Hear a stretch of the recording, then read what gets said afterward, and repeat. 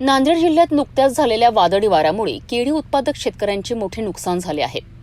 या नुकसानीची पाहणी करण्याकरिता आणि शेतकऱ्यांना दिलासा देण्याकरिता नांदेड जिल्ह्याचे पालकमंत्री अतुल सावे यांनी हिंगोलीसह नांदेड जिल्ह्यातील नुकसानग्रस्त भागांना भेट दिली आहे। त्यांनी शेतात जाऊन प्रत्यक्ष परिस्थितीची पाहणी केली आणि शेतकऱ्यांशी संवाद साधला। या पाहणी दौऱ्यानंतर पत्रकारांशी बोलताना पालकमंत्री अतुल सावे यांनी महत्त्वपूर्ण माहिती दिली आहे। ते म्हणालेत की या नुकसानीची भरपाई शेतकऱ्यांना मिळालीच पाहिजे। येत्या मंगळवारी होणाऱ्या मंत्रिमंडळाच्या बैठकीत ते या संदर्भात मुख्यमंत्री आणि इतर मंत्र्यांसमोर सविस्तर आढावा मांडणार आहेत। शेतकऱ्यांना लवकरात लवकर मदत मिळावी यासाठी शासन पूर्ण प्रयत्न करणार असल्याचे आश्वासनही त्यांनी यावेळी दिलेत। मंत्री सावे यांनी यावेळी इतरही काही मुद्द्यांवर भाष्य केलेत। नांदेड मुंबई वंदे भारत एक्सप्रेसमुळे परिसरातील कनेक्टिव्हिटी वाढण्यास मदत झाली आहे, असे ते म्हणालेत। तसेच नांदेड जालना समृद्धी महामार्गाचे काम अजूनही प्रगतीपथावर असून कामाची गती वाढवण्याकरिता मुख्यमंत्र्यांनी नुकतीच आढावा बैठक घेऊन संबंधित ठेकेदारांना इशारा दिला आहे। प्रसंगी त्यांना ब्लॅक लिस्ट करण्यात येईल असेही त्यांनी सांगितले। या दरम्यान अलीकडील विमान दुर्घटनेनंतर भाजपच्या संकल्प सिद्धी कार्यक्रमावरही त्यांनी प्रतिक्रिया दिली आहे।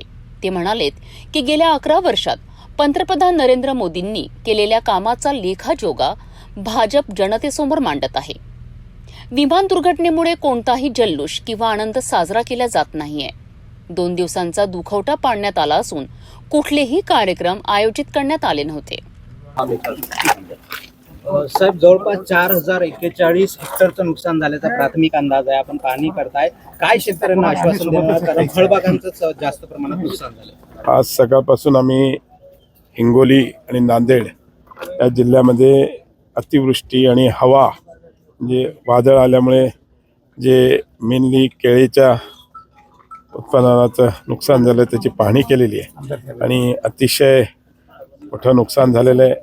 शेतकऱ्यांचं मोठं नुकसान झालेलं आहे, कारण की चांगल्या प्रकारची केळी या नांदेड आणि हिंगोली जिल्ह्यात तयार होतात, जे एक्सपोर्टही होतात। आणि अतिवृष्टी आणि अवकाळी हवा पाणीमुळे हे जे नुकसान झालं नक्कीच यांना भरपाई मिळाली पाहिजे। आता आढावा बैठक पण कलेक्टर साहेबांवर मी करणार आहोत नांदेडमध्ये गेल्यावर, आणि मंगळवारी मुख्यमंत्र्यांबरोबर कॅबिनेटच्या मीटिंगमध्ये हा सगळा नुकसानचा आढावा आम्ही मांडू आणि लवकरात लवकर माझ्या सगळ्या शेतकरी बांधवांना त्याचा मोबदला मिळावा याकरता पूर्णपणे आम्ही अत्यल्प अशी जी रक्कम आहे निकषाप्रमाणे ती अत्यल्प आहे, परंतु फळबागांचं प्रचंड नुकसान आहे। तर विशेष काही हिंगोली NDRFच्या माध्यमातून जे काही मिळवता येईल त्याला मॅक्सिमम, कारण की मलाही दिसते, मी स्वतः इतर फोटो काढलेले आहेत की अतिशय चांगल्या प्रकारचं फळ यावेळेस आली होती आणि मोठं नुकसान झालेलं आहे। नक्कीच त्यांना ह्याचे मुआवजा मिळावा याकरता माननीय मुख्यमंत्र्यांची आणि उपमुख्यमंत्र्यांशी बोलून परवाच्या कॅबिनेटमध्ये त्यांना मिळवून द्यायचा आम्ही प्रयत्न करू। नांदेड मुंबई वंदे भारतला सुद्धा ग्रीन सिग्नल दिलेला आहे, फक्त तारीख ठरायची राहिलेली आहे। काय प्रतिक्रिया? वंदे भारतमुळे कनेक्टिव्हिटी वाढते आणि तुम्हाला माहिती असेल की कुठल्याही शहराची कनेक्टिव्हिटी वाढली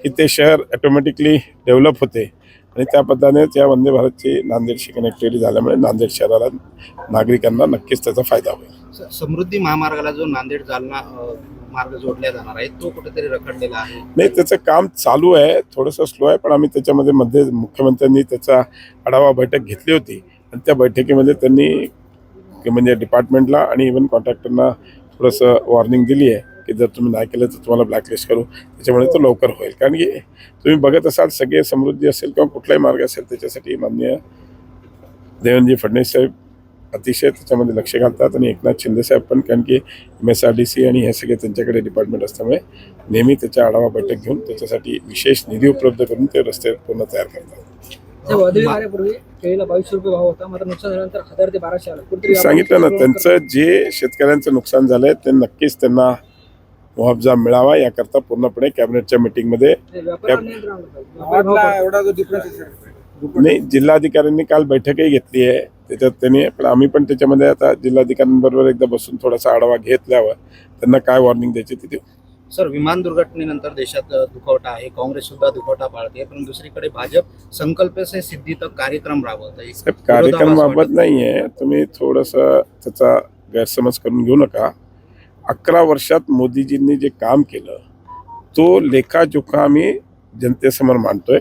कुठलाही उत्साह किंवा आनंद नाही साजरा करते आणि आम्ही 2 दिवस त्याचा दुःखटा केला. 2 दिवस आम्ही कुठल्याही प्रकारचा कार्यक्रम घेतला नाही आणि आजही आम्ही कुठलाही कार्यक्रम घेत नाही. आज इकडे पाहणी करायला आलो आणि जे आमच्या बैठक आहेत त्याच्यामध्ये आम्ही मोदीजींनी केलेल्या 11 वर्षाचा लेखाजोखा जनतेसमोर मांडण्याकरता तो आमची बैठक आहे. कर्जमाफीच्या सरकारने कुठलीही घोषणा केली नव्हती निवडणुकीपूर्वी असं आपण वक्तव्य केलं. नेमकं काय हो. बच्चू कडू त्याच मुद्द्यावर उपोषण मी करतात. तुम्हाला सांगितलं जे वचननाम्यामध्ये म्हटले होते ते सगळे विषय माननीय मुख्यमंत्री देवेंद्र फडणवीस साहेब पूर्ण करायचा प्रयत्न करतात. जसा नदी जोडो प्रोजेक्ट असेल, वॉटर ग्रेड प्रोजेक्ट असेल, ज्या माध्यमातून येणाऱ्या काळामध्ये शेतकऱ्यांना कुठल्याही प्रकारचा दुष्काळ किंवा पाण्याची टंचाई लाभणार नाही. कारण की नदी जोड आणि वॉटर ग्रीडच्या माध्यमात 61,000 कोटी रुपये त्याच्या DPR आणि त्या प्रोजेक्ट तयार करण्याकरता माननीय मुख्यमंत्र्यांनी दिलेले आहेत.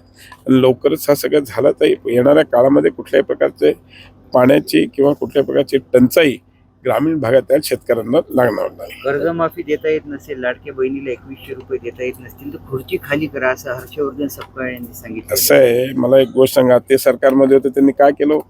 2.5 वर्ष सरकारमध्ये असताना काय केलं त्यांना त्याचं थोडं उत्तर द्यावं, मग आम्हाला प्रश्न विचारा. चला, थँक्यू.